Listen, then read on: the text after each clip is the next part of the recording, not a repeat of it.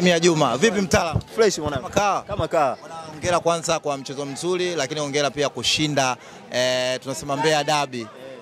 Unajisikiaje? Najisikia unafanya hivyo kwa miaka mingi sana. Najisikia furaha zaidi ni Mbeya Derby. Kwa hiyo hilo ndo kubwa zaidi, mimi ndo nimefurahi. Kuna tofauti ya kufunga kwenye mechi nyingine na Derby ya Mbeya. Kwa hiyo taarifa wanayo kule Mbeya. Furaha inakuaje? Maana leo imechezeka kwa mara ya kwanza ndani ya mkoa mwingine wa Dar es Salaam. Huwa inakuaje? Tupe experience kwa sababu umecheza hizi derby kwa miaka mingi. Kwa huku imetufeva sisi, manake washikaji wakiwa Mbeya wana mashabiki wengi sana na wana fujo zao sana. Kwa hiyo huku tumewaweka neutral ground, ndio tumewapiga vizuri. Wamemiliki mchezo, lakini kipindi cha pili mkaweza kufanikiwa na kupata mabao mawili kwa ndani kama dakika 3 hivi. Mwalimu aliwaambia nini mpaka mkaje kipindi cha pili mkabadilika na mkaweza kuscore magoli mawili? Mwalimu alifanya sabu na akabadilisha mfumo. Walipobadilisha mfumo, kwa hiyo ule mfumo wa kwanza tukafanikiwa, mfumo wa pili tuseme tumefanikiwa. Yes. Tuzungumzie bao lako, umefunga bao moja zuri sana. Na unapokuwa fit watu mara nyingi misimu ambayo nimekufuatilia unaisaidia Prisons kwa maana unafunga magoli 7, 8 na kuendelea.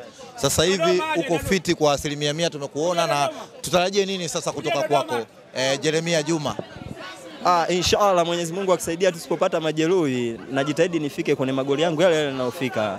Magoli yangu mengi niliofunga ni 15. Kwa hiyo najitahidi nifikie au niweze kuvuka. Kila mtu ana malengo hayo, kufikia au kuvuka. Yes. Kwa ujumla, lakini unaizungumziaje kwa namna ambavyo imeanza? Manake imeonekana haina mwenyewe. Wapo waliofungwa, wapo waliotoa sare, tofauti na misimu iliyopita. Tunaona Mbeya City ambaye mmetoka kucheza naye alitoa sare na Yanga kule kwenu Mbeya. Tuseme kila miaka inavyozidi kwenda walimu wanazidi kujifunza mifumo mipya. Wewe unaona sasa hivi mpira unatembea, hakuna ile pila gwaride wala nini. Kwa hiyo kila miaka inavyozidi kuna mbinu mpya. Kwa hiyo kila msimu inavyozidi ligi itazidi kuwa bora kwa sababu walimu wanajifunza kila siku. Kwenye pila gwaride na pila hii sasa hivi mpira unapita kwenye njia zake. Ilikuwa inawachosha ule mpira gwaride tofauti na sasa hivi mna enjoy? Ule tulikuwa tunachoka, ule ulikuwa mpira wa zamani tunachoka sana. Na majeruhi yalikuwa mengi sana, tofauti na sasa hivi mechi inaisha unamaliza mechi hujachoka kihivyo.